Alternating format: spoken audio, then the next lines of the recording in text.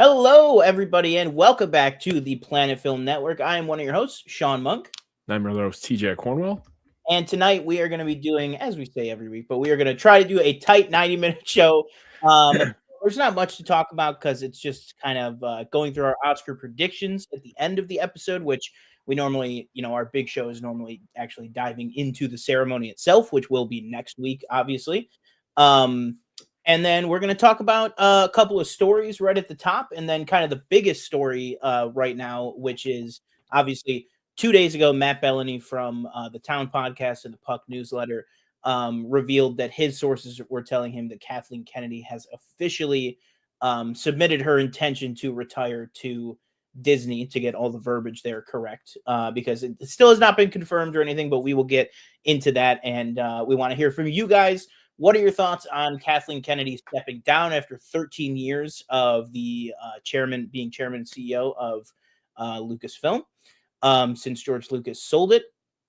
Let us know what your thoughts are on that. Where does Star Wars go from here, and who is your pick for someone to take over or someone to throw their hat in the ring to get that top job? So we're going to be talking about all that stuff. But first, TJ, I don't know. Do you have a game that you want to play?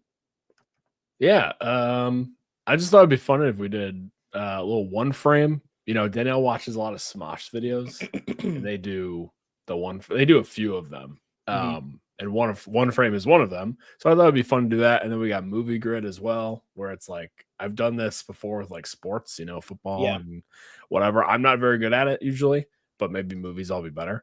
So let me share my screen. Yeah, and I used to do framed because it's one of those like daily things. Yeah. I used to do framed like 2022, I want to say. Mm-hmm. The biggest streak I did was I did like 20 days of it, and then I just completely fell off. But yeah, I mean, right away, I'll say mine is pretty small, but that's okay. You don't have to change it. I think I already know what this is. Really? I can here. Wait 1 second. Let me just. Can you see it better now? I think I already got it. You already know it? Oh, jeez. All right, how about this? Go to. I mean, it's a work together thing. So no, I know, but I'm going to say this. Go open up our private chat on your end. Yeah. I'm going to put what I think it is in the actual chat, so you can't see the actual chat if you have the private chat open. Okay. I'm looking. All right. What do you think it is? I don't even know. I'm trying to think. Well, that's not a boat. That's like it looks like a makeshift boat. Yeah. I feel like a skipper. And those aren't even like fishing poles. Those are like sticks. So, yeah, it looks like it's like ancient like fly fishing.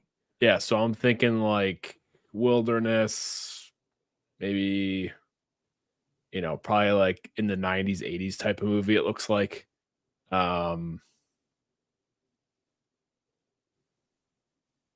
Do you have a guess? Because I'm pretty sure. Yeah, you have 6 guesses remaining. Yeah, no, I don't even want to guess. I will say I think 100% confident. All right. Well, what do you think it is? And we'll see. Do you want me to just say it? You want to throw? I mean, because this is a work together thing. Have you got an idea? Okay. It's I think it's Return of the King. It's Smeagol in the flashback. See, that would make sense for me. I wouldn't get that. Maybe it's probably you probably have to type in the whole thing, yeah. Or I think it would be Lord of the Rings, Return of the King. Oh my! I think that's the issue. There you go. No. Oh, no. Yes, is it Two Towers then? Oh, you did. No, you got it. You got it. Sorry, the ad popped up. Wow, what a guess. Let's look at the hints. You know what it was? It's Andy Serkis's hair. Yeah, the second hit would have done it for me. Yeah, like it would have led me to Lord of the Rings, I would say. Travis Mitchell, welcome. Thanks for joining us here tonight. Also, thank you, Shelly, joining us, who always moderating the chat. We appreciate it a lot. Travis Mitchell, if you want to, go ahead and call in. The link is below. Let us know. You can talk about anything. Probably keep it to like 2 or 3 minutes. If you want to talk about Kathleen Kennedy, who you want to take over. So anybody watching right now, you can click that link below. Call in. Make sure that your microphone is on and your camera is off. That way we can bring you right into the audio call. But we really appreciate you checking it out. Let's check out this movie grid. Now this I have done much less, but I have done one of these, and they are very fun. But I've not done nearly as many as like the frame stuff. So click on actor for a head. Okay, click on. So this is like Cillian Murphy. What Oscar nominated movie he was in, right? Yeah. So Cillian Murphy 3 or more word title, and then is that movie that starts with a Title starts with A. with a H. Ignore it should be an H, right? Yeah. Ignore the. Okay. Well, 3 or more word title on Cillian Murphy. I think right away you would go Quiet Place. What is it? Quiet Place Part 2. Yeah. Yeah, that's like easy. And then I know with this, you want to have the lower percentage because it means like you got the rarer like guess. Right. Jim Carrey. 3 or more. Jim Carrey, I Love You, Philip Morris for 3 or more word. See, I knew you'd be good at this. Any of these games, I knew you'd be good. I love. Is it even on there? There it is. Okay, I was like, is it even on there? Look at that, 2.4. Jeez. Right. Selma Hayek. Anything? Hayek. I have one. What was the movie she did that she won the Oscar for? I mean, that's probably Frida. easy. I guess that's probably easy though, right? Isn't it Frida? That's probably pretty high percentage. No, it is Frida, but yeah, but is that her only nomination?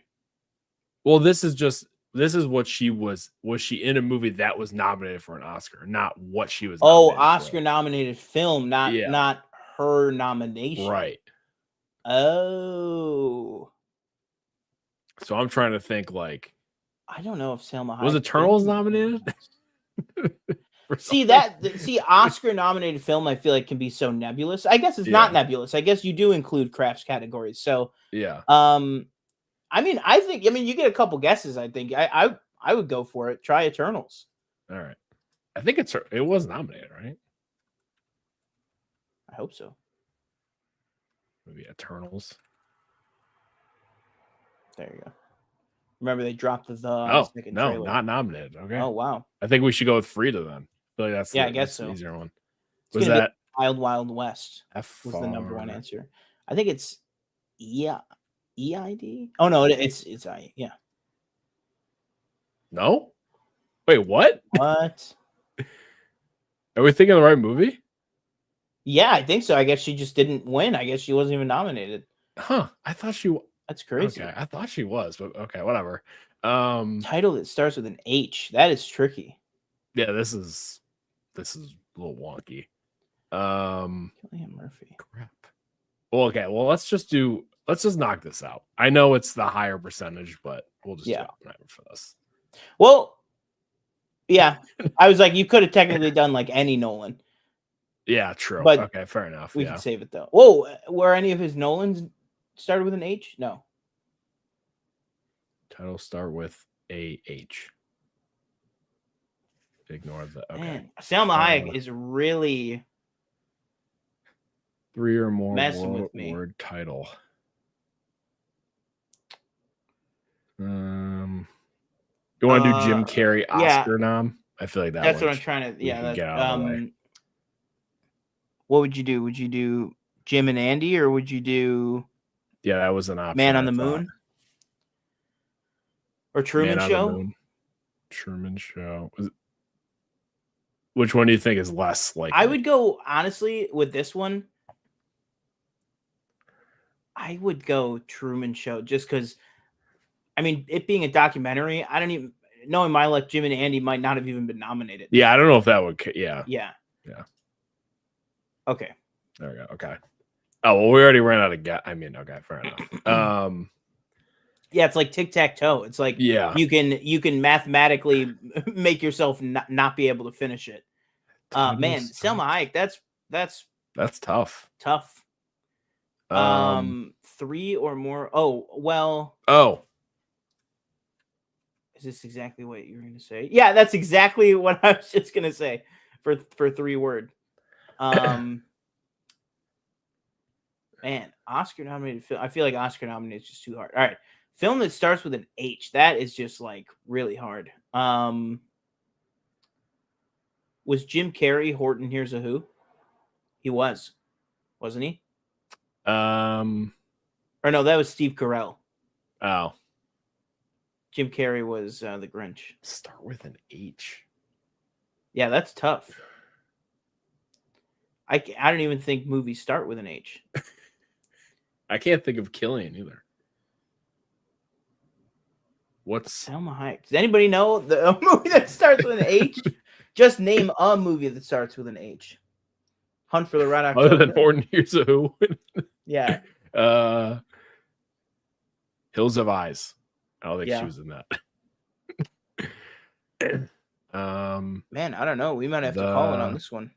I literally have nothing.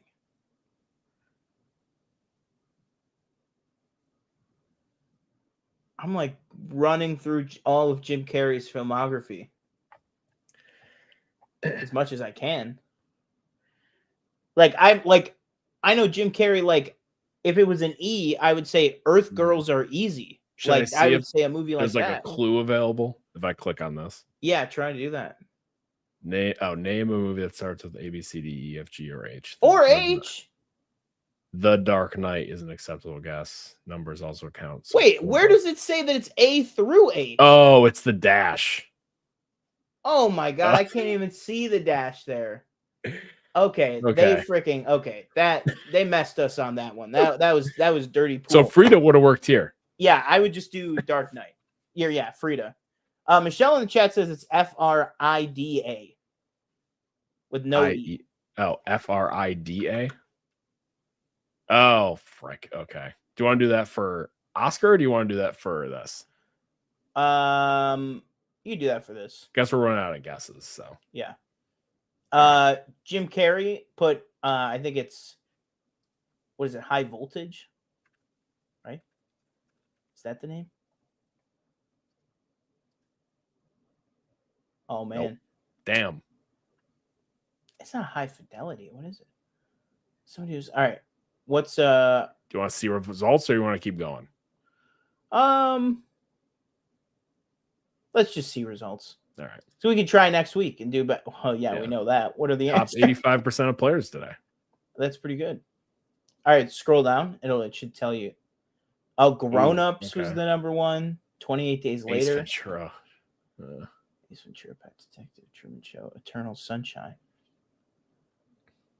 Rarest correct guesses. Oh my goodness. Oh, you know this movie, The Bad Batch. Oh, dun, dun, dun, dun, dun, dun, dun. Oh man, Oscar nominated Batman Forever. Now that is like an inspired choice. That is. What is that? I've never heard of this movie. The Pirates. That's the That's like it's either Leica or Aardman, like claymation animated movie. I remember the trailers for that. Crazy. All right. Well, that was fun. I want to do that every week for sure. Maybe we could just do a week where we just go crazy and we literally that can be for the Patreon. PFN After Dark, is we do a shot every time we mess up, every time we miss a framed. No, but that was really fun. All right, moving on along here. Do something a little less fun, but I wanted to touch on real quick just because this news broke earlier today. Pretty sad news, and that is that actress Michelle Trachtenberg has passed away at the age of 39. And everybody's just saying due to natural causes. Obviously I watched like a little bit of Gossip Girl here and there, but I've never like watched that whole show. But I've known her from, different, she was in a couple of different like DCOMs, like Disney Channel original movies when we were kids. Just really, really kind of upsetting news, especially just that there's kind of no cause of death. That it's just like kind of a wild thing that happened. But I mean, any thoughts on Michelle Trachtenberg or any particular role that you remember her from?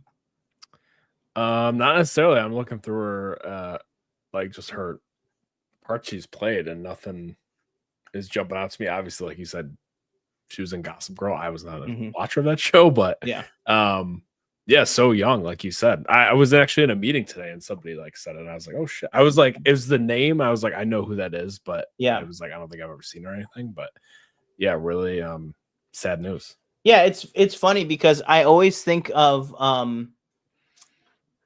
the filmmaker behind the Predator movies, Dan Trachtenberg, whenever I hear her name, and I always think, are they related? And then this news happened. That's like the last few times I've thought about Michelle Trachtenberg in my life has always been in relation to Dan Trachtenberg. Mm-hmm. I'm always like, I need to Google if that director is like the Michelle's like brother or something. But yeah, like I said, not a huge actress in my life, but just 39. That is like, I mean, we talk about people on look at David Lynch. He just died. He was 78, and we were talking about how young he was. Right. I mean, this is somebody who could have literally had 60 more years of acting in her. And who knows where it would have gone, you know? Look at June Squibb. All right. Next up, to transition out of that. This is a kind of a big, complicated topic to talk about, but we're just going to go into it, which is, according to Matt Bellany, who I do put a lot of faith in. I listen to the Town podcast. It's probably my favorite podcast other than the Planet Film Network podcast, which can be found on every major podcast. Rate us 5 stars to go up in the ratings. We appreciate that. But I love the Town podcast. I trust Matt Bellany. And this is coming to us from Matt Bellany via the Puck newsletter from, correct me if I'm wrong, Sunday going into Monday. Sorry, Monday going into Tuesday. So just yesterday morning, basically. And that is that reportedly Kathleen Kennedy is reportedly stepping down from her role as president of Lucasfilm by the end of 2025. Now, Matt Bellany's newsletter and the Puck newsletter is behind a paywall because it is a paid newsletter, just like a lot of news publications. But here is the actual excerpt from his article. I just want to give a quick personal background from Matt Bellany. Is I love that show, and I went back this past year when I discovered it, and I literally listened to every episode from the very beginning, starting in 2020. Matt Bellany does not like Kathleen Kennedy. Just to lay that out there, not to say that this is influencing anything or whatever, but when I found out where this news came from, it did not shock me that he was the very first person to discover this or feel confident enough to report it. And that being Kathleen Kennedy to finally step down at Lucasfilm. It's happening. After years of speculation and polite urging from observers like me, Kathleen Kennedy has informed Disney, as well as friends and associates, that she will exit as Lucasfilm president by the end of the year, per 3 sources. Disney and Kennedy's personal publicist declined to comment. Not a huge shock, of course. Kennedy will be 72 in June, and the legendary movie producer will have run Lucasfilm for 13 years as George Lucas's handpicked steward under Disney. Kathy was actually planning to leave last year, I'm told, and had even set up an exit interview with a journalist, but decided to stay on for 1 more year. Now, TJ, I just want to kind of give you the floor here, and anybody watching, give you guys the floor. If you want to call in to talk about Kathleen Kennedy or anything like that, feel free. We will bring you up on the show and hear your thoughts on that. But just in general, wherever you want to go with this, why do you think this is happening? How do you think this happened? Was this her choice? Was this Disney's choice? Is this even happening? And then I think the biggest question, where do we go from here? Who's the head of Lucasfilm, and how does this impact Star Wars? Yeah, I mean, I'm surprised. I feel like I never thought I'd see the day. Obviously, it would happen. I'm not a hater, as you know, many people are. I feel like, have there been some missteps with Star Wars in the past 13 years? I would say so. But I would say there's been a decent amount of hits. I would say, did all 3 of those movies make $1 billion? Yeah. So you have to give her some credit for that, I would say. So did Rogue One. Rogue One, another great movie. Obviously, we got like Solo, not as well received. Some of the shows, obviously, I would say Mandalorian, we're both fans of, but season 3, I would say kind of a little bit of a step down. Yeah. Boba Fett, not great. So, we got some pros, we got some cons. Honestly, I think maybe she just thought it was time, because I feel like if it was like due to like, some sort of negativity or something like that. Like it would have happened like years ago, Yeah. Because just like especially after like Rise of Skywalker, I feel like at that time that was when the vitriol was at its highest point.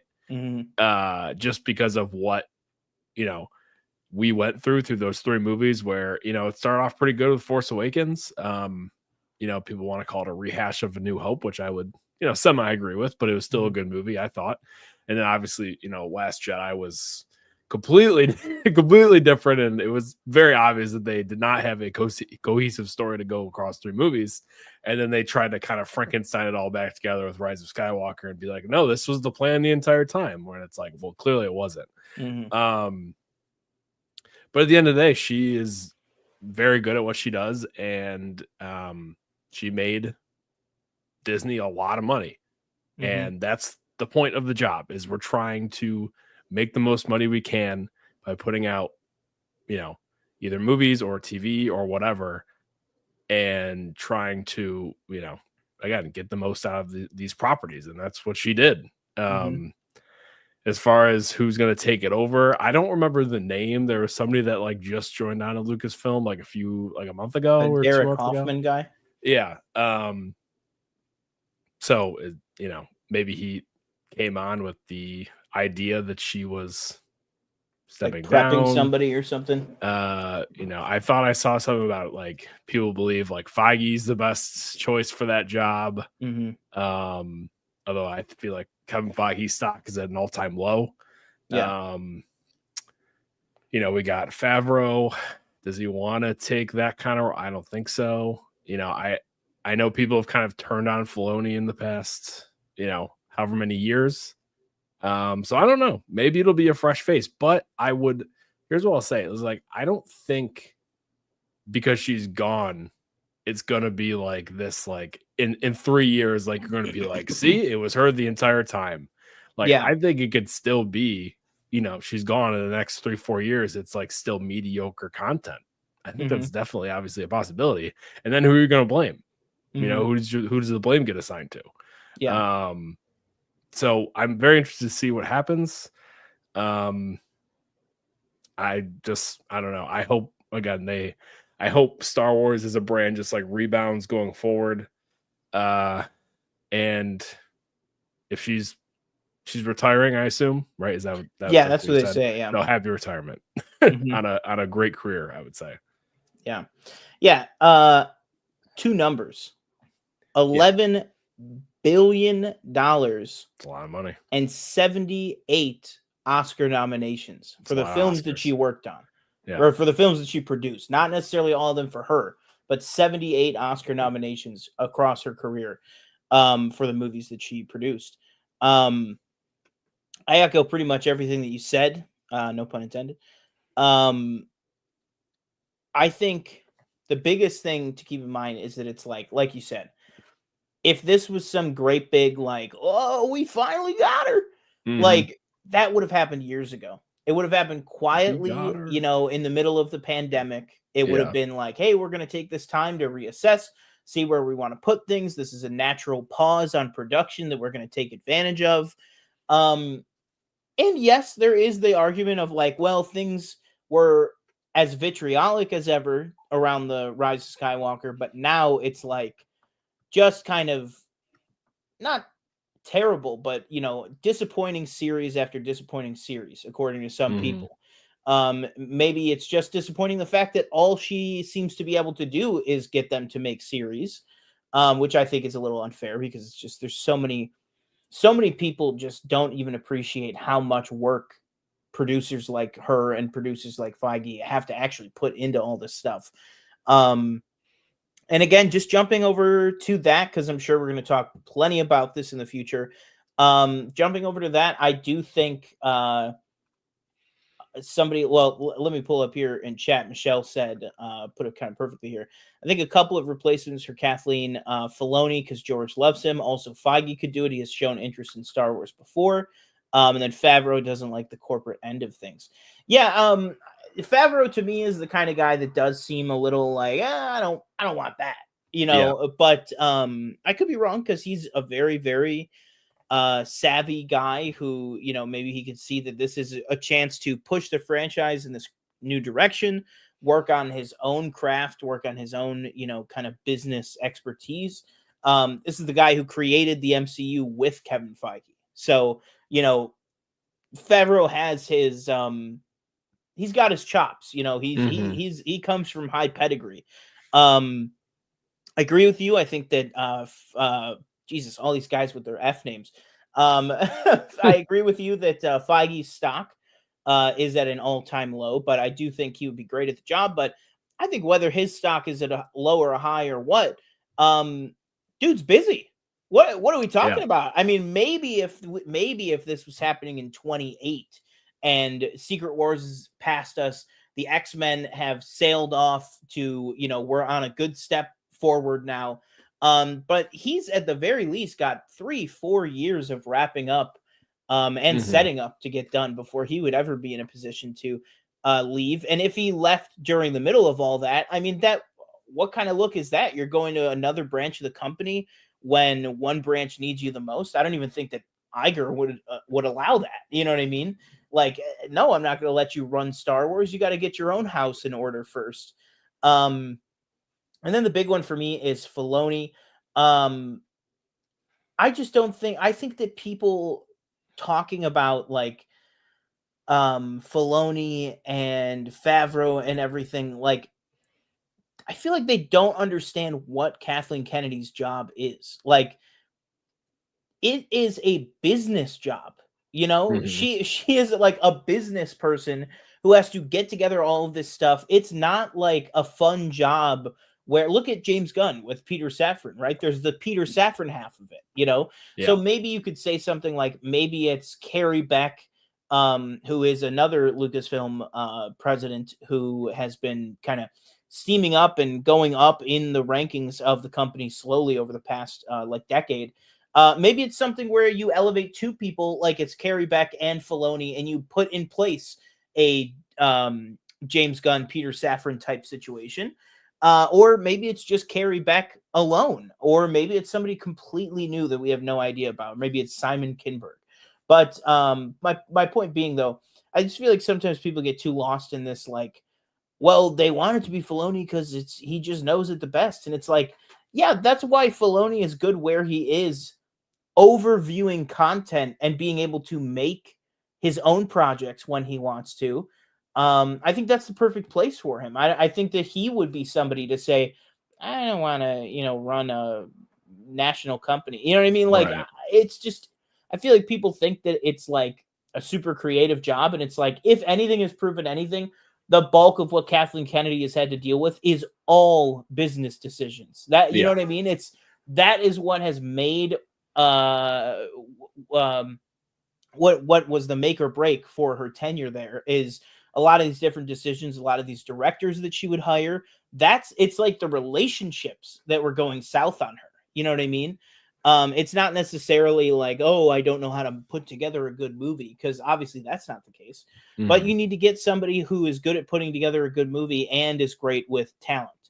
And I think that what can easily be said is that people like Daisy,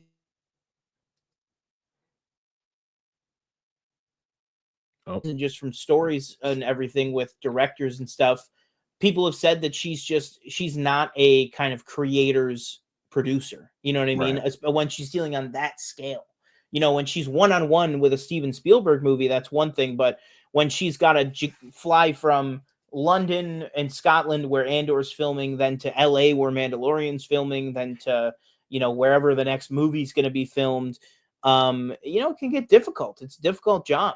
So I hope that they make the right decision, and I hope that we start to just see a higher output of consistently quality stuff. That's what I hope more than anything. But speaking of consistently high quality stuff, Cassian Andor is coming back. Now, we got a trailer this week. Did you see the trailer? I did. What'd you think? I thought it was really good. Interesting music choice. But other than that, I thought it was a really good trailer. A very interesting release schedule, I thought. Yeah, and that's what we're going to talk about here, which is that now famously season 1 also had these 3-episode arcs, but season 1 was released week to week to week for geez, what is that? For 3 months, right? Like 3.5 months it was airing. Really long run on the first season of Andor. This one, not so much. So we've seen this with Friendly Neighborhood Spider-Man. We've seen this now. We just talked about this last week on the show with Daredevil. We literally just talked about this exact thing. Well, Disney Plus is doing that again, which is for 4 weeks, we are going to get 3 episodes a week. Each 3-episode arc will basically release all at once. So yeah, what are your thoughts on this release schedule? Do you like this better than what they did before? Because obviously a lot of the complaints, if there were any of Andor, was, oh, the episode's cut off at a weird point, or oh, this week really nothing happened. Like I'm dying to get to next week, that kind of thing. So what are your thoughts on this whole release strategy? Yeah, it's interesting. I feel like in these little 3-episode chunks, I feel like it'll just kind of be like an arc type story for each kind of release date. I think that's a possibility. But yeah, I'm very interested. I'm actually kind of, I don't know. It'll be interesting to see. I feel like I've never seen that kind of release schedule done before. Obviously, we've gotten, all at once, or we got, we're going to premiere 3 episodes, and then we're going to go week by week. But this one, it's like we're time jumping every block of episodes. This is more like the Cobra Kai model.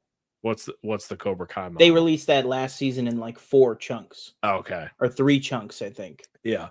So we're time jumping basically every week. Block. Yeah.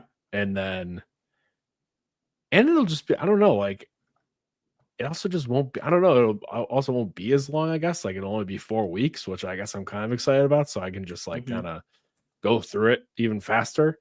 So yeah, correct me if I'm wrong. I think that all of Daredevil all of Andor is going to air in between Daredevil.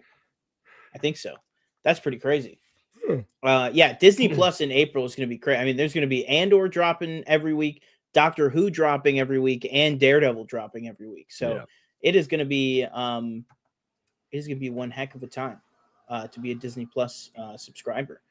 All right, speaking of being a Disney Plus subscriber, next up here, I want to get your quick thoughts. Daredevil Born Again Season 2 will release in 2026. The plan is to have an annual release.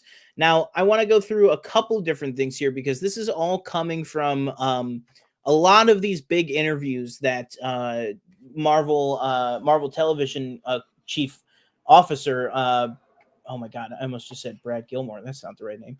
Brad Winterbaum has been giving all of these interviews all over the place with My Friendly Neighborhood Spider-Man, and then that has kind of snowballed into just him talking about the Daredevil show.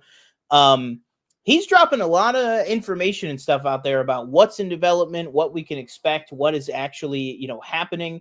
Just want to get your thoughts on a couple of these things. He said something like an Agatha is a concept-based show. So if there's another great concept for another season of Agatha and all these characters, that's something they definitely want to do. He said the same thing with Hawkeye. He said your 3 basic elements there are Clint, Kate, and Christmas. And he's like, I feel like if you find a good enough story to kind of put around all that, Hawkeye is a show that they could easily see coming back.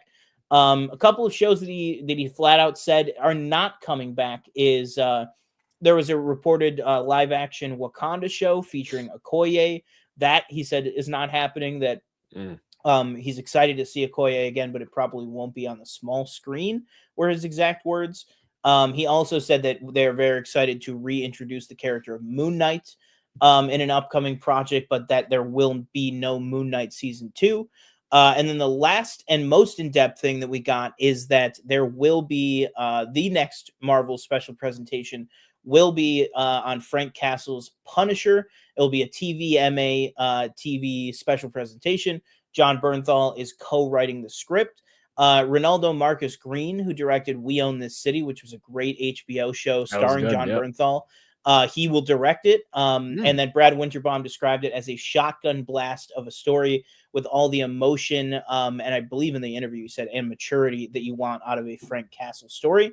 And that is also coming out in 2026. So a lot of Marvel television moving around, kind of posturing things. But the main thing to take away from this is that he said, we are mainly looking to develop TV shows that will work annually. So going back to a regular kind of TV model. So kind of jump on whatever you want with all this Brad Winterbaum stuff. And what are your thoughts on all this?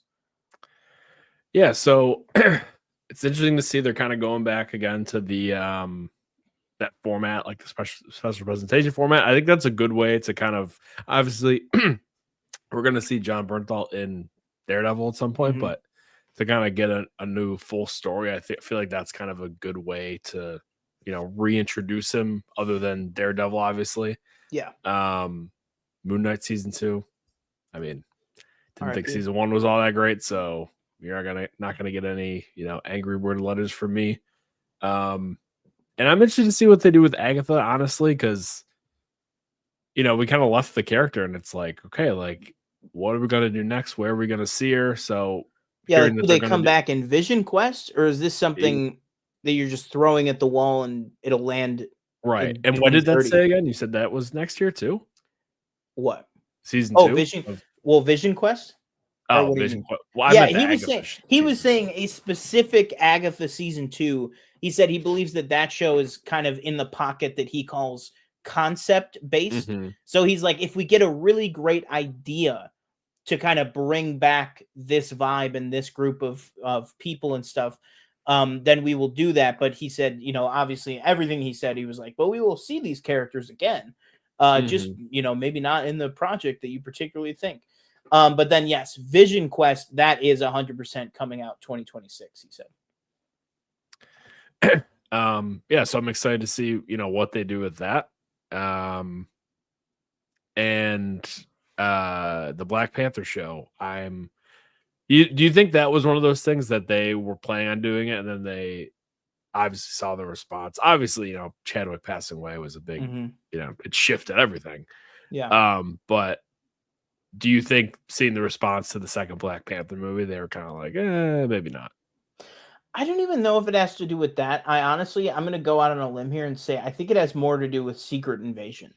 I think that Secret Invasion, because yes, it's being called a live action Wakanda series, but with Okoye as the lead, it sounds a lot more like there was originally in like 2022 an idea that there would be a blue or a Midnight Angels show, and that's like the blue armor that Okoye has at the end of Wakanda Forever, where she's no longer in Wakanda. She's kind of like an agent just out there with that cool blue suit that she has.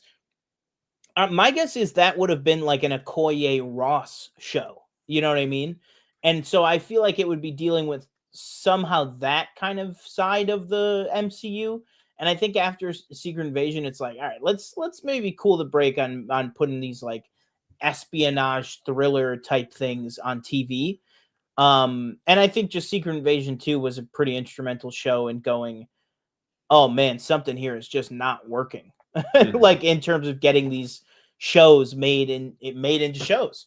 Something is just not clicking, which is unfortunate. But yeah, the Okoye one was something I would love to see, just because obviously I love Denai Guerrero since Walking Dead, 15 years ago at this point. Just a really fantastic character that she's created in the MCU as well.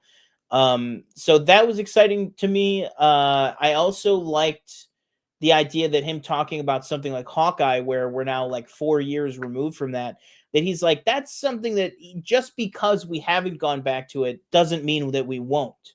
I like that kind of keeping that door open. And then obviously the main thing, I really love the Punisher special presentation. I think maybe you're going to bring that out in between season 1 and season 2 of Daredevil. Maybe makes a lot of sense on that front. So yeah, pretty exciting stuff. And we will keep an eye out. Also, just saying again that they're plugging away at X-Men 97. season 2, which is, also great news. All right, last news topic here, and then the show actually might be a lot less than 90 minutes. Long day, everybody. But I want to get TJ's thoughts on this, which is another story we picked. Actually, hang on, sorry. We got chat open here. We got Skyrim Clips is here, and we did talk a lot about Kathleen Kennedy already, Skyrim Clips. So if you want to let us know your thoughts specifically on what's going on with that, or who maybe you would want to see take over, let us know. But he just said, "Yo, guys, who are your favorite Jedi and Sith? Mine are Yoda, and for Sith, Revan or Nihilus. Would also love an Old Republic movie." Agreed. Yeah, I mean, who's your favorite Jedi and Sith? I mean, if I'm just doing domers here, I'm gonna go with Maul and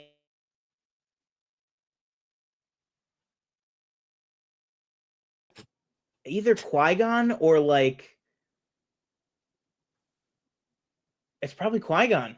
Yeah, it's probably Qui-Gon for me. What about you? I think you throw Palpatine up there for me. Real. Even though he scares me to death. I don't know if this one counts because he's not canon.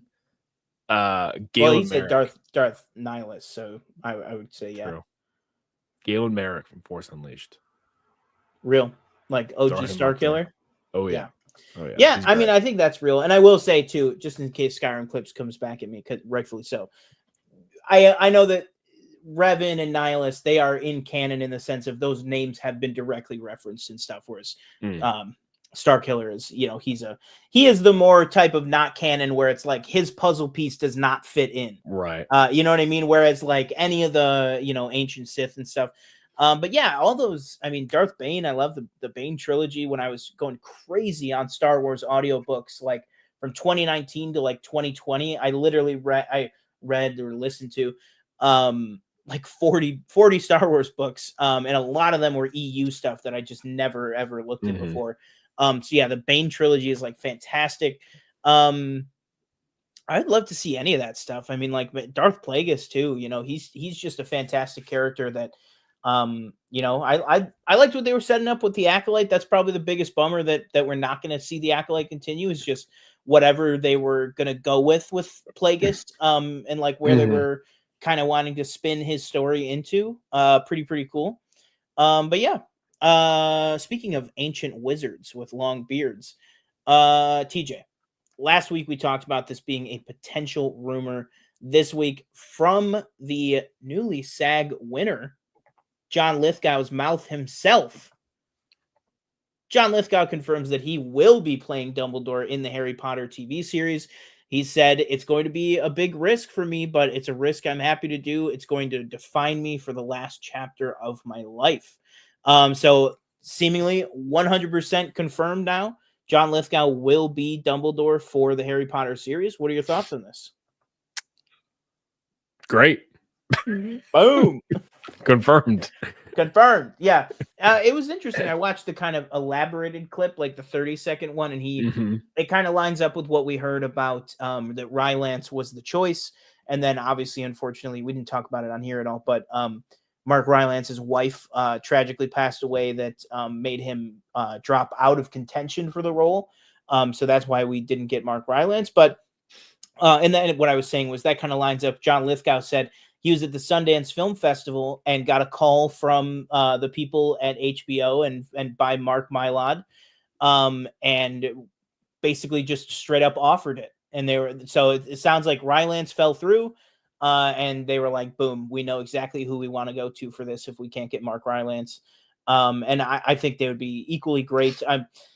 Mainly I was joking last week about like he's not British thing, but it is interesting. He is the very first super high profile casting in anything Harry Potter that's not British. I should say Fantastic Beast, obviously it's set in America. There's a lot of Americans in that. I mean, characters who are British are always played by British people. Skyrim Clips also threw in there a couple things. Yoda is my favorite because he lost everything and everyone with Order 66, but always stayed peaceful, wise, and awesome. Yeah. I don't know if I would say he always stayed peaceful, but check out the last arc of season 6 of Clone Wars for that one. But although I'm sure you have, but yeah, Yoda's awesome. Dasher says unique, inspired choice. I don't know if that means, I don't know what that's in reference to, but Dasher, Probably what are your Lithgow favorites? casting. Oh, I see. Right. Yeah. Of course. I thought he was talking about the Jedi and the Sith. Well, if it's Lithgow or the Jedi and Sith, let us know, Dasher. All right. That is everything that I got. So I think we are. Oh, I just got one. Go got for one it. thing that I just want to talk to you about. Have you watched The West Wing? I've watched the first 2 seasons of The West Wing. So just for some context, and this is just me kind of being annoyed. I recently found out, however many weeks ago it was, I had no idea Rob Lowe left in the middle of the show. Not happy about it, honestly, when I found that out. And then a few days ago, I found out that Aaron Sorkin left after season 4. And I'm mad about that too. I'm like, what the hell? You. And so I listened. I forget what the podcast is called, but it's a West Wing podcast hosted by this one guy, and then Joshua Molina as well as another co-host. So they go through every episode, blah, blah, blah. And, they've had, Richard Schiff on. They've had Allison Janney, everybody. They had Sorkin on. Richard Schiff, star of Black Panther Wakanda Forever. Yeah. And so, they talked about it, and, Rob Lowe was on. He talked a little bit about it. So it really seems like there was a lot of interference, especially in the later seasons of this show. And basically, like, Warner Brothers wanted to make more money, so they're trying to cut costs. And it seemed like that's one of the reasons Sorkin left was, I guess he was writing the scripts, like he would write them at the last minute. And really, they would ask, and I think there was something that I heard that they were like, yeah, we only want you to write like 10 episodes or something, because when you write them so, you write them so late, it puts us behind as far as production goes. So it's like, we got to build all this stuff, it costs money. So we want you to write less and all that stuff. And so that seemed like one of the reasons he left. And I was like, if I was watching this show when it was coming out, I would have been pissed. I'd be like, you're getting rid of like one of the folk. Obviously he's one of the creators, but like the biggest parts of the show is I'm watching it for his writing. Yeah. And without his writing, it just doesn't hit as much. I just finished season 4. The whole kind of arc with Elizabeth Moss and Martin Sheen, that whole thing. Oh my God, it was amazing. Matthew Perry was on a 3-episode arc. I also love those episodes. But I'll tell you what.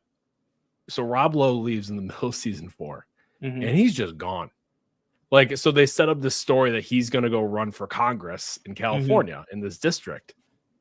And so at the end of season 3, I think it's season 3, basically Josh Molina's character, like, he's running this campaign for this candidate, but he dies. So he's still running that campaign, and Rob Lowe's character goes in and is like, "What are you doing? Like, this is embarrassing. Like, there's not even a candidate, but you're still running this campaign." And so basically, it's like, oh, if the guy wins that passed away, then there's like a 90-day special election, and you have to name, who's going to take that guy's place. So Rob Lowe's character is like, "Oh, well, I'll do it." So then obviously he wins. So then he starts running for Congress. You see him like twice in season 4, and then you don't see him again. He's just gone. There's no like anything like, and I don't even know if he won, because assuming if he lost, he would come back, but they don't mention it. So it's just one of those things where, and I Googled, like, is West Wing considered like not a great show after season 4?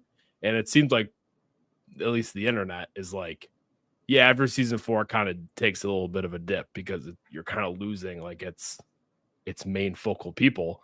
So right now I'm like kind of towards the middle of season 5, and it's okay. It's still pretty good, but I was just like dumbfounded. I was like, he's just kind of written out. They don't talk about it. And then Sorkin left in season 4, and I was like, I thought this was going to be through season 7. Like everybody was going to stay, and that's not what happens. I'm very upset. It's just too good to be true. It really was. And I was like, I don't know. It was very unfortunate. I'm really bummed, honestly. I get that. I mean, it's still a good show, but yeah. I mean, Shelly, if we still have Shelly watching in the audience, obviously day one West Winger from the OG days. So let us know. Yeah. Was it a huge downtick? Did people stop talking about it at work when they left or when it went down? Let us know. Yeah, well, I mean, you could always just skip the rest of that show and just move over to the newsroom.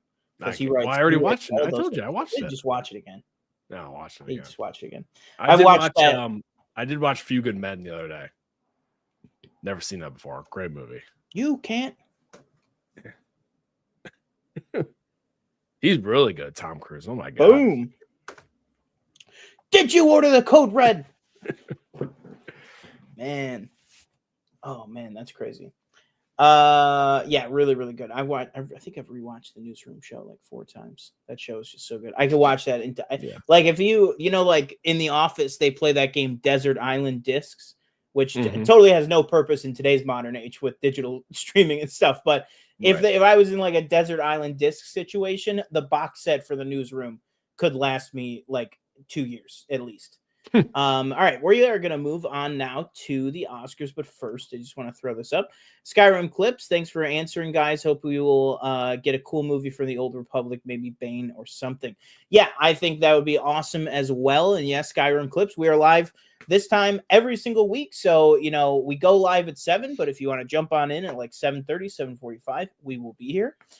Next week, of course, we are going to be diving deep into our thoughts on Conan O'Brien hosting the Oscars, any sort of crazy mishaps or moments that are going to happen, and then obviously going deep on the winners and losers and everything like that. But before we get to that point, we are going to do something special, which we do a variation on every year, but this year with this beautiful new StreamYard setup that TJ can show you guys his screen.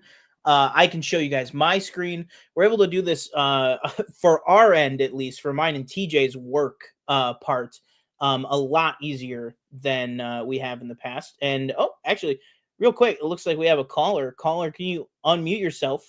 Let us know if you're ready. This might be West Wing, TJ. Oh boy. All right, we got Shelly calling in real quick here. Let's see. Yep. Hello.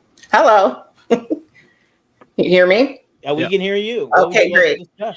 Yeah, the Rob Lowe thing, he decided he didn't want to do it anymore. There was a little conflict there because when they started West Wing, he was supposed to be the star. Martin Sheen was only supposed to be on once in a while. It wasn't supposed to be all about like the White House and stuff. It was supposed to be about all those guys behind the scenes, and it was supposed to be Rob Lowe was supposed to be top billing and the star. Well, that totally changed when they got Martin Sheen to play the president. So he had to go all those seasons with that in his head, basically.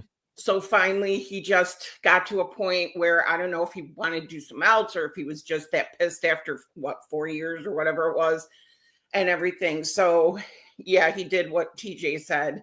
They just made him going to run for something in California, which was the state he was from. So, and that was kind of it. There was some drop off after that because he was, you're watching it, what he was like in that show. Amazing. Yeah. He was the perfect Aaron Sorkin dialogue, actor to carry that dialogue and everything. And then you lose that. And yes, you still have that banter type dialogue in there with the others, but it was like a masterclass. So when he was gone, that sort of fell off a little bit. And then not only that, when you came, things just changed towards the end and everything anyway. But yeah, that was a big fall off because he was so popular on the series. And then all of a sudden it just was gone. So yeah, definitely was like, are you finished with it yet? No, I'm towards the middle of season 5 right now. Okay. Yeah. So there's more to come, but 7. Oh, okay. Yeah. But yeah, that was a big thing, and it for me personally, just knowing what the backstory was too, I'm surprised he lasted as long as he did. But I think they did throw money at him to try and keep him, you know. Well, I had heard that he left for like his own series, and it lasted 10 episodes. Yeah, it was something like that, and it just, it's one of those things where, I mean, only he knows what really went on, type of thing. But yeah, never leave something great to do other things, because unless you see the writing on the wall, which I don't think he did, because him leaving was the writing on the wall. But you have to learn something from Chevy Chase, Saturday Night Live. Don't leave to do other things, and But yeah, it's people didn't stop talking about it, but it just, you could feel that hole moving forward. Yeah. So yeah. So that's how it is. I'm really excited that you're watching it. I was so excited because my favorite show of all time, and I try to watch it as often as I can and everything. So, and you and I will have to talk about the episode. Did you see Two Cathedrals, right? You saw that? Oh, right? Yeah. Oh, yeah. Yeah, I got to go back and watch that again. That was the best one of them all. Loved it. So, yeah, that's my favorite one. But enjoy the rest of it. Thank you. All right. Bye-bye. Yeah. My favorite is when good old President Bartlett, he brings the guys in the White House and he goes, "That's not how it should be." That was always my favorite part. All right, let's jump over to, I appreciate Shelly for calling in to talk about that. Let's jump over here now. We are going to both display our gold derbies now, if you don't know, Gold Derby is a website that's used to track your own box office, or it does do box office predictions, but to track your own awards predictions and everything like that. We usually do Gold Derby every year, but 2 years ago we were in person, so we couldn't have like 2 windows up. Then last year we had we were just on one computer, so couldn't have 2. But now, because we're on 2 separate computers, we're able to just have these both up. So we're going to swap back and forth. We are not going to go over every category, and we are not going to fill out our full ranked choice. We are just going to go through and pick who we personally think. And I want to double check here with TJ, but I feel like the only way to do this really is we're going to officially select who we think is going to win. And then we'll probably mention as well who we'd give it to in that category. But again, we are going to start at the screenplay categories and work our way up. So that some of the crafts categories we're still going to talk about next week once the actual results are in. But we're not going to go through every single crafts category here tonight. So without further ado, let me jump in here. Boom. And we will start off with mine for original screenplay. Now, TJ, I don't know if you just want to go along with me here on original screenplay. And for me, and again, Gold Derby is really nice with it gives you these odds. Now, I don't really know what the odds mean. I mean, obviously I know what fractions mean. So this has like a 200% chance of it being Anora, basically. So very, very high odds on Anora. But that being said, it's also hard when you're just looking at individual categories. You can't really take into consideration the Academy's voting, as a collective. Right. Because it's like you're kind of isolating each category. But sorry. Hello. There we go. For me, for best original screenplay, I am actually going to go ahead and give it to. I think it's going to go to The Substance. I think that The Substance was not WGA eligible for the Writers Guild Awards, which Anora won. But that was because The Substance, I believe, was not nominated in that category. So I think that screenplay is somewhere that The Substance is going to be recognized. TJ, you want to flip over to yours? And where are you thinking for for your best original screenplay, and then you can just roll us into the next one. Yeah. Have you seen A Real Pain? I did, yeah. Okay. I still haven't seen. I know it's on Hulu. September 5th. Actually, just hit Paramount Plus, I believe. I'm probably. You just told me that. I'm probably going to watch it tonight. Yeah, or today, or whatever. That and I'm Still Here are the two that I have not gotten to, and I'm Still Here is just not going to happen because it's just not available in this country, which is like crazy. Skyrim clips. We can't do super chaps because we don't hit the. I don't think we've hit the. Yeah, we have not hit that, but I mean, we can technically do like Stream Labs. Is that what it's called? Not Stream. Yeah, Labs. Is that what it's called? Yeah, Stream Labs. That is what it's we called. Can technically do Stream Labs, and we have one, but I do not know if it is set up. But next week we'll have it set up for you. Believe me, we will have it set up for you. But for now, just send in any thoughts or questions. We'll just read them for free for you. I'm just gonna go with the betting favor for this one. You're gonna go with Anora. Yeah. That's real. I mean, I think that's entirely possible. I'm just kind of going with an outside pick, just to kind of keep it interesting. But I think Anora is total. I mean, you see how they're broken down by the odds and the favorites. So yeah. But I just think Substance has a real chance, just because I feel like they're gonna want to reward that movie. I think for more than just Demi Moore, and maybe Demi Moore doesn't even get it. But I would hope to see that movie walk away with more than nothing, I guess. Did I go? You want to move over to Adapted? Oh, Adapt. Okay, I didn't switch. I was like, what happened? Oh yeah. All right. I think I don't want to.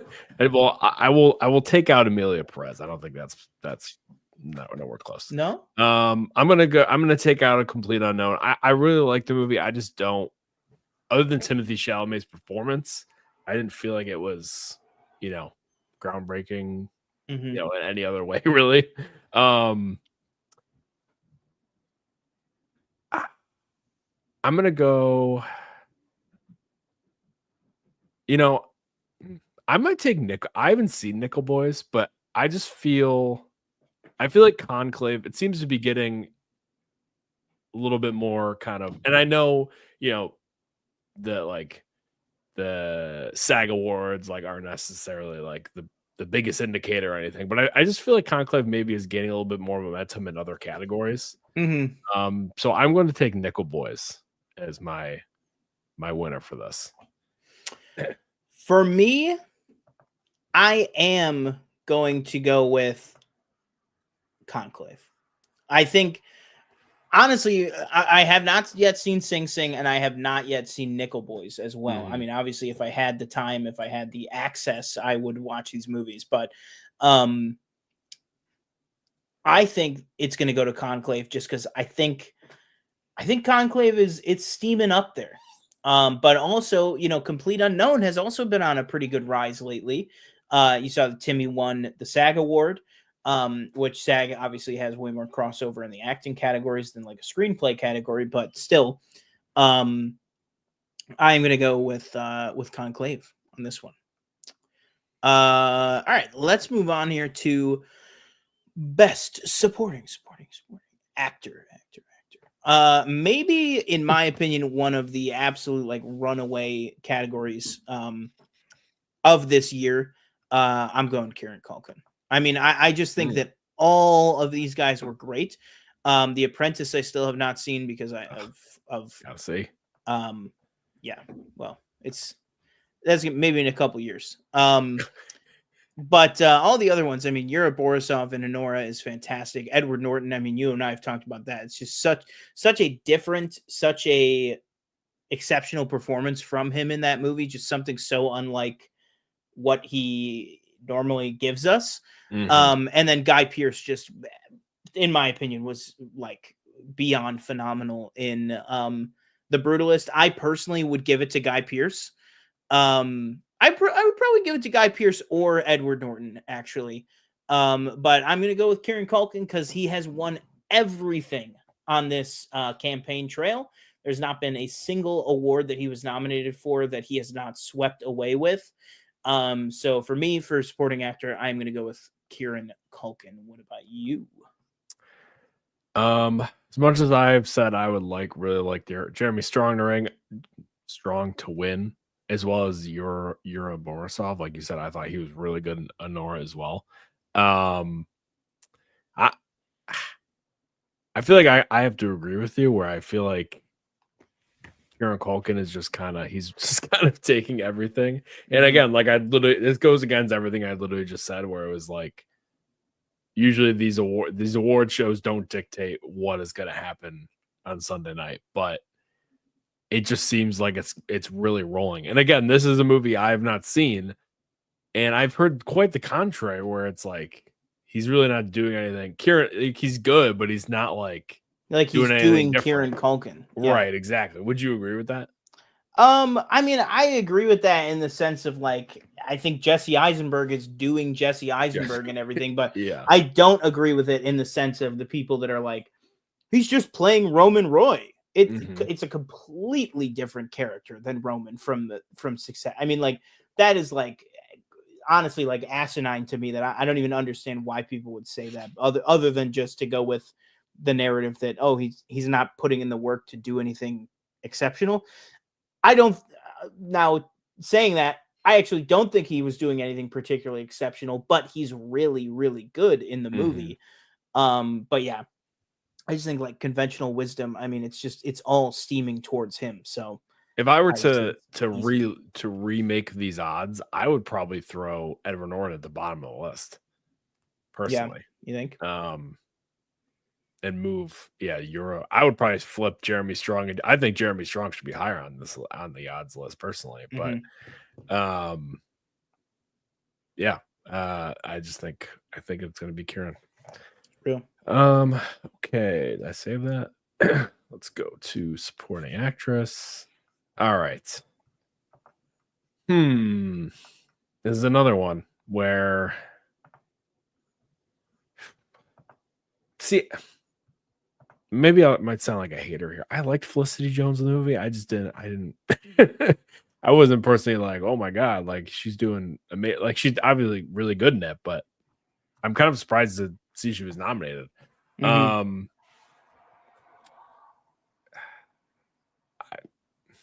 I feel like again, all the signs are pointing to Zoe Saldana. Yeah. So I feel like that's where I have to go. Ariana Grande obviously was great in Wicked. Isabella Rossellini was also really good in a more subdued role, I would say. She doesn't have much to say, but what she does say is very, very strong and powerful. And then Monica Barbaro is also really good in A Complete Unknown. Really underrated too, because it's like her and Elle Fanning are both great in that movie. And as great as Elle Fanning is, from the technical music perspective, I mean, Monica Barbaro is just doing so much more in that movie. Right. Like having to learn the music and learn the singing, the lyrics, everything. I thought it was incredible. But yeah. I will go with the favorite. I will go Zoe Saldana. Yeah. Same for sure. I mean, I am definitely gonna go Zoe Saldana on this. I just don't. Oh, sorry. I just don't really see them changing lanes or shifting anything. I don't think that it is going to be held against her with the drama and controversies behind the movie. I think that people will be able to kind of put that past it. I mean, Zoe Saldana is an industry legend to the point where I don't think that, you know, as good as maybe Carla Sofia Gascon is in that movie, I don't think that anything that a brand new to the scene actress would do to derail a campaign would have any effect on somebody like Zoe Saldana. But that's just my opinion. You're telling me Shelley has watched The Apartments, but you haven't? I didn't know she did. Oh my goodness, you're missing. Listen, I will just say it's not like I said when I talked about the movie. It's not like some like puff movie or it's just if anything, just watch it for Sebastian Stan and Jeremy Strong because they're just really, really good. Your Honor, my client did nothing wrong, right? Isn't that what they? Yeah, exactly. That's the big meme. Man, yeah, I do have to watch that movie. And it's got my guy Sebastian in it. So yeah, I gotta check that out. Speaking of Sebastian Stan, moving on here to oh, that's good to know. I was doing an extra click for no reason. Moving on to Best Actor. We have Adrian Brody in The Brutalist, Timothy Chalamet in A Complete Unknown, Ray Fiennes in Conclave, Coleman Domingo in Sing Sing, and then obviously, person we were just talking about, Sebastian Stan in The Apprentice as DJT. All right, what? Honestly, dude, I know I said that we were doing this the other way. Who are you picking? Because this is like, these next two categories are like crazy. I think this is I'm taking the screen. I think this is Chalamet's day, honestly. You think so? I think he's taking it. Really? I just have a feeling. I don't know. It just it feels, obviously he's still like really young. He's still really young. He's got a lot of time left. I don't know. I just feel like he's gotten it. Adrian Brody, you know, he's won one before. Or one or two. Just one, right? One before, one. Yeah. Do you see that story today about some more of the anonymous Oscar ballots where they were like, well, I didn't want to vote for Ray Fiennes because he won before. And they were like, he didn't win. No, he didn't. But Adrian Brody has won before. Yeah. Yeah, I think I'm gonna go with Adrian Brody on this. But I think that any of these five guys are like absolutely deserving of this. Yeah. No, I agree. Sight unseen on Sing Sing. But I mean, that's been 2 years of people saying that performance is like unmatched. I think that Adrian Brody deserves it. Cut back to me 6 weeks ago going on the rant about the AI stuff that he should be disqualified. I still don't feel good about that, but now having seen the movie, knowing just absolutely how little of a role the Hungarian speaking even is in the movie, you know, he just does so much in that film. Kind of all over the place, runs the gamut of different emotions, different, you know, just events happening to him and to the character. But that being said, if it's any one of these other guys, I would not be surprised. And I would be not only would I be not surprised, I would be happy for it to be any one of these five. And I can't really remember the last time that happened for me with, I just feel like, Best and again, I haven't seen Sing Sing, but I just feel like it lost like so much steam. Yeah, like I mean, this is a movie that premiered at Toronto in 2023. Wow. And then it was released just this year, right? On Netflix. What year is this? 2025? Yeah. Yeah. Or 2024, sorry. It was released in. Yes, that's right. Yeah, that's right. Shelly in the chat. Well, actually, let me catch up here for a second on chat. First of all, thank you to everybody who's been chatting tonight, and Shelly for calling in and everything like that. Skyrim Clip says, "Can you guys ever do a plan an Old Republic episode? There's so much to tell and love it very much." I mean, we could definitely talk about it, and we could definitely do a where the future of Star Wars is going, what kind of projects we'd like to see, but I think just for me, you know, I'm not as well versed in the Old Republic. I know TJ isn't as well versed in the Old Republic as obviously some of the, like, you know, if you want to do a show about Clone Wars or about Rebels, TJ and I could do like a 6-hour, you know, talk on either one of those shows. But Old Republic, I don't think is our expertise. So probably not a whole episode, but an episode where we go, where does Star Wars go from here? That kind of stuff. And talk a lot about the different eras that they could go, for sure. I would be down for that. I know TJ would be probably too. Shelly said Jeremy Strong was great in The Apprentice. Skyrim Clip says, always great to talk to other Star Wars fans. Great show. Yeah, absolutely. I mean, we just try to keep it mellow here. You're not going to find any, you know, laser eyes or emoji tears on our thumbnails here. But not until we start making money on the channel. Then we will sell our souls. Shelly agreed with you, said, I think it's going to be Timothy. Yeah, I mean, there is a lot, you know, the Leo factor of it, they made Leo wait. so many nominations, but also maybe they don't want to do that anymore. It's also a very different Academy. Also made Leo wait. The Revenant was 10 years ago, man. That was a long time ago, you know, like it's like, yeah, they made Leo wait in the sense of, you know, from like 2002 to 2015, but Chalamet's last nomination was 8 years ago. Like this guy has been at this level for a long time. So I think the whole, the Academy will make him wait. I don't even think that really applies just because he's been doing so much so consistently. But yeah, I don't know. All right, last 3 categories here. Obviously, this one to me is maybe the trickiest just because there's so many people deserving in this category. I'll just say flat out, I think it's going to be Mikey Madison. I think that Mikey Madison is going to pull this out. I think that Anora has, first of all, I just want to say, I think Demi Moore absolutely has the narrative, right? She has I agree. You know, been passed over, been looked over all her career, everything like that. I mean, just looking at these 2 pictures of Demi Moore and Mikey Madison, it's like I'm looking at the substance right here. I just think that they're both 2 exceptional performances by incredible, talented women. And I would be happy with any one of them winning.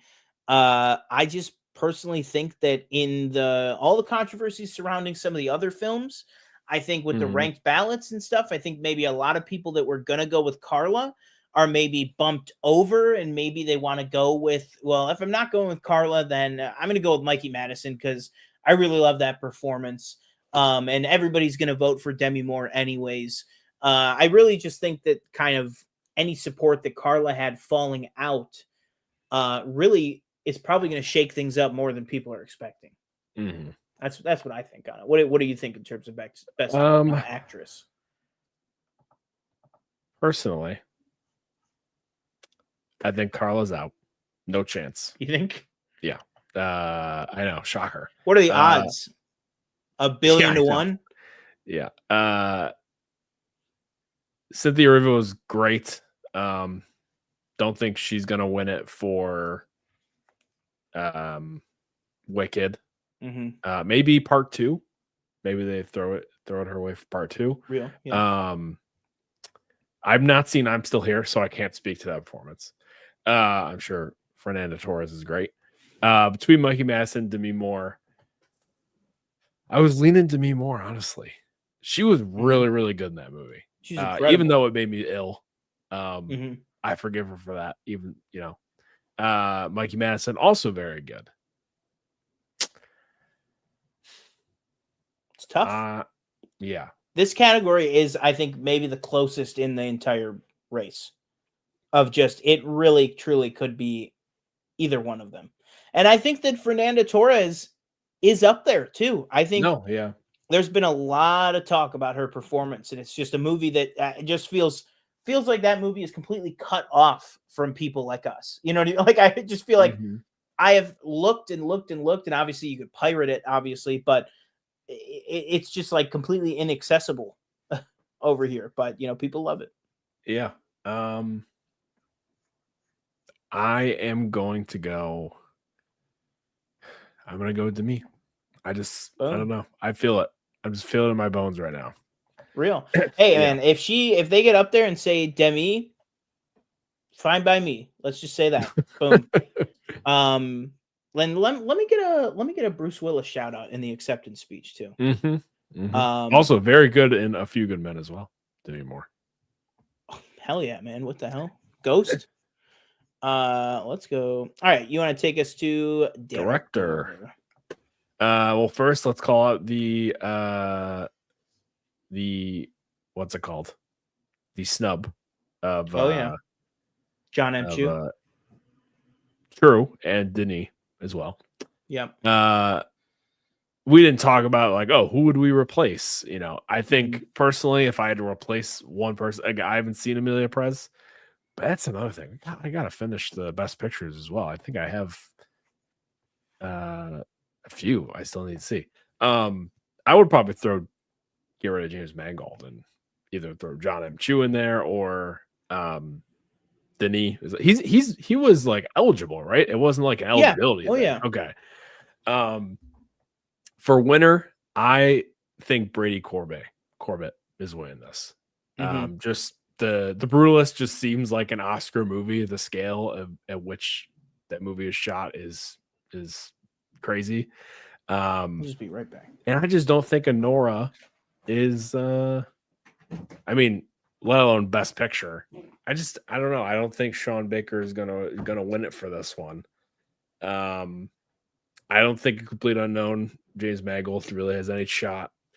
It was really good. I really enjoyed it. I wasn't blown away or anything by it. Jacques Audiard, no way. After what he was talking about, I don't think he has a shot. Ooh, Best Picture, Terrifier 3. That would have been something.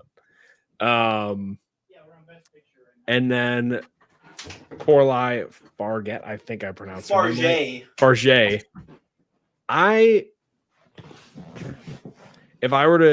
would go after Brady. I would go her because Substance I thought was really good effects and all that's like.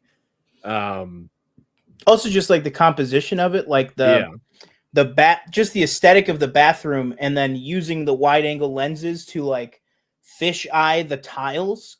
Oh yeah, you know what I mean? Just like how the black lines just like feel in that movie, like the bathroom from The Substance. I feel like it's just like an iconic movie location now.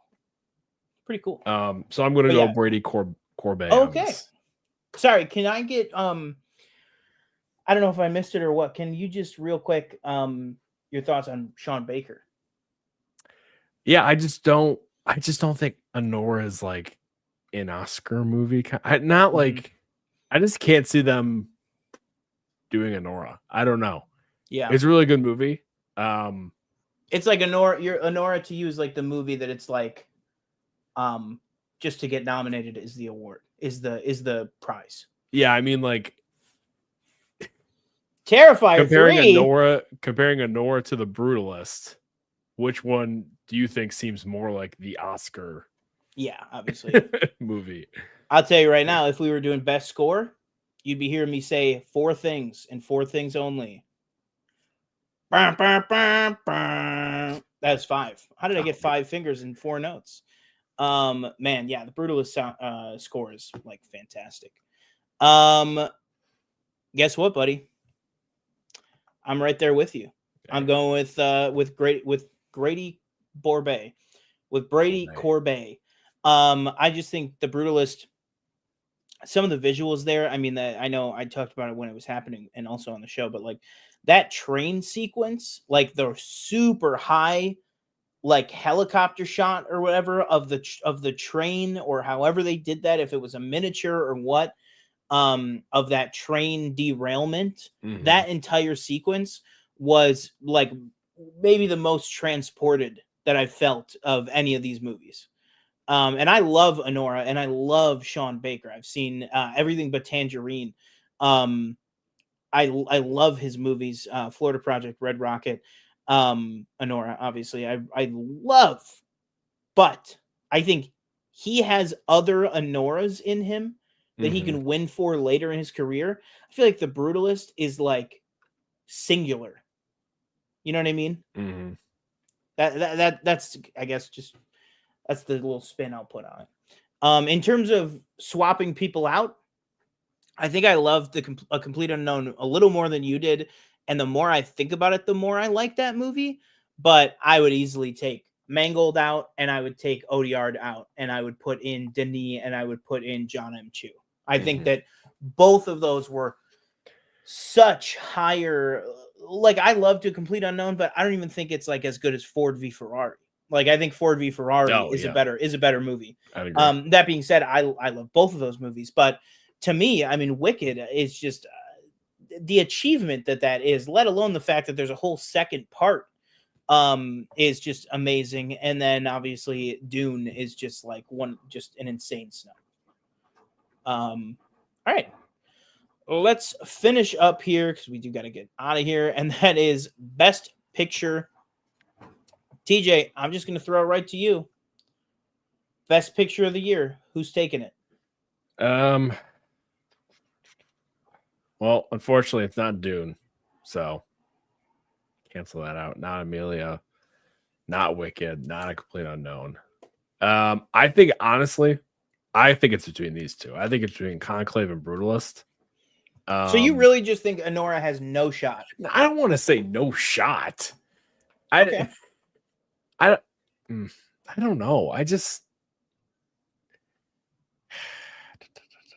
I think it's okay. How about this? I think it's between these three. So the 3 betting favorites. It's between those 3. Good call. But if I had to list them, I think it would be one of these, these 2 before Nora. Yeah, I get that completely. I'm gonna go Brutalist. I don't think any of that I don't think any of the AI stuff. I don't really think it will derail any of that. Really, no pun intended. I think Amelia Perez having better odds than The Substance is a crime. Better odds than Dune Part 2 is a crime, or any of these movies. Crazy. Honestly, granted, you really like this movie. Is that correct? You thought it's Amelia Perez? Yeah, I really liked it. And I will say I have only seen it once, and a lot of people. I don't know how much of this is them trying to backpedal on revisionist history. I'll own up. I really liked the movie, and I've only seen it once. A lot of the people that are liked it, and then they're like, oh, I don't know. They're like, well, I watched it again, and then a lot of the stuff became apparent to me. Maybe that would happen with me. I'm never going to watch that movie again because I have no draw to watch a movie starring somebody like that. So, that being said, check out Flight Risk in theaters now. Y'all need a pilot. All right. 3, 2, 1. You might disagree.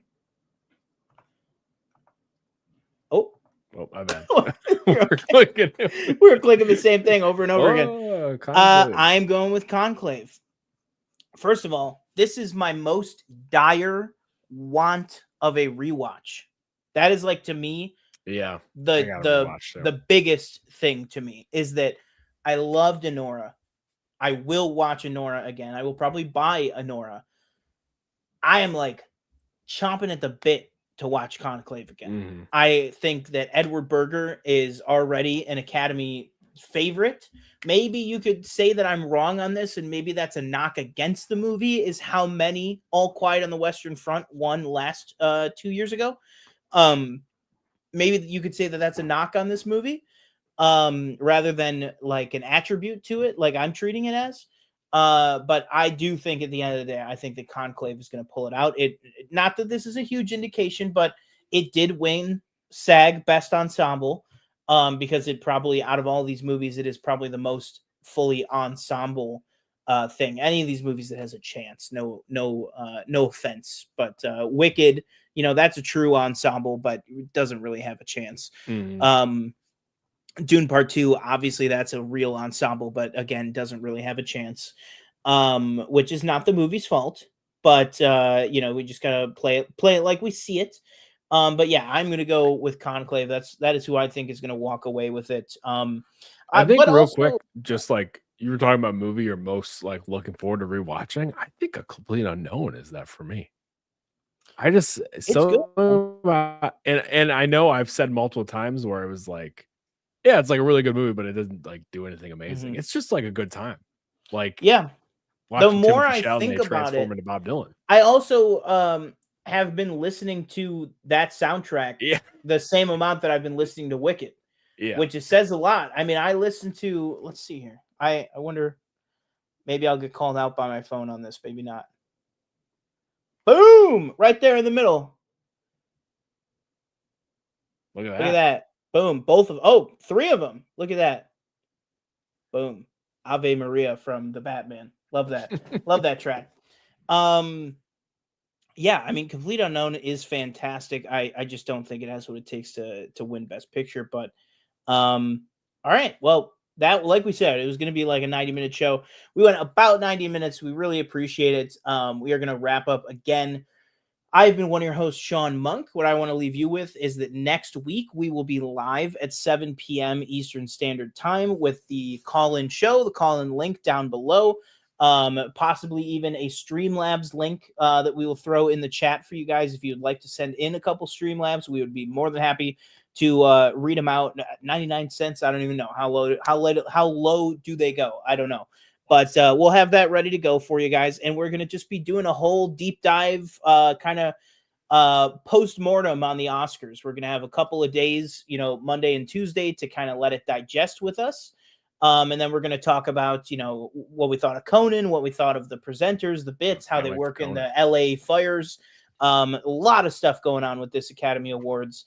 Maybe we'll even have some info to talk about the viewership of the Academy. Are you going to be, well, I know we're watching it together, but are we going to stream it? Or are you doing it off cable? Like it's on Disney Plus and Hulu this year. I don't know. Real. Well, if I wasn't going over to your house, I probably this would have been the first year that I watched it on streaming on Disney Plus. So I'm wondering how that's going to impact the ratings. But I think it'll be a real interesting show. But yeah, again, that will do it for me. I've been one of your hosts, Sean Monk. I've been your host, TJ Cornwell. Thank you for watching. Please like, comment, subscribe below. Follow us on Twitter, Instagram, TikTok.